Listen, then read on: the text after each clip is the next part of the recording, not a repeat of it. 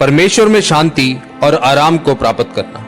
जैसा कि बाइबल में लिखा है, भजन संहिता 131वें अध्याय उसकी दूसरी आयत में लिखा है, निश्चय मैंने अपने मन को शांत और चुप करा दिया है। जैसे दूध छुड़ाया हुआ लड़का अपनी माँ की गोद में रहता है, वैसे ही दूध छुड़ाए हुए लड़के की तरह मेरा मन भी रहता है। मेरे प्रियो, जब हम बाइबल पढ़ते हैं तो हम देखते हैं कि सुलेमान जो था वो दाऊद के मुकाबले ज्यादा आशीषित था, क्योंकि सुलेमान आराम और शांति में था।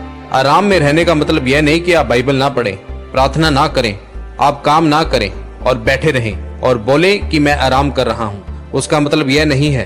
बाइबल में लिखा है, जैसे एक दूध छुड़ाया हुआ बच्चा अपनी माता की गोद में रहता है, उसी तरह परमेश्वर, मैं अपने आप को तेरे हाथों में सौंपता हूँ। जब हम बाइबल में नूह के बारे में पढ़ते हैं तो लिखा है कि परमेश्वर की दृष्टि नूह पर बनी रही और नूह के 3 बेटे थे, शेम, हाम और यपेत।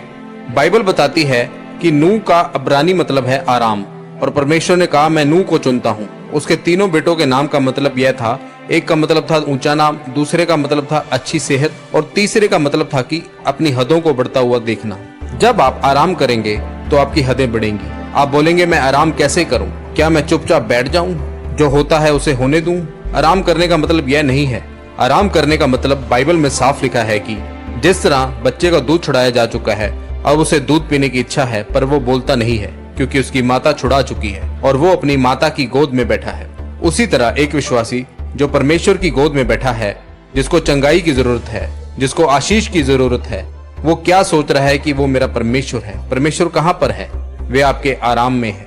मेरे प्रियो, शैतान चाहता है आपको मुश्किल देना। उसका मकसद आपको बीमार करना नहीं, बल्कि बीमारी के जरिए आपकी शांति को जो आपके अंदर है उसे खत्म करके आपको परमेश्वर से दूर करना है। परमेश्वर ने कहा अपनी आत्मा में शांत रहो, दूध छुड़ाए हुए बच्चे की तरह शांत बैठे रहो, क्योंकि बढ़ना विश्वास में से पैदा होता है। आप जानते हैं कोई भी चीज परमेश्वर के नियंत्रण से बाहर नहीं है, सब कुछ परमेश्वर के नियंत्रण में है। इसलिए परमेश्वर में नूह की तरह आराम से रहो।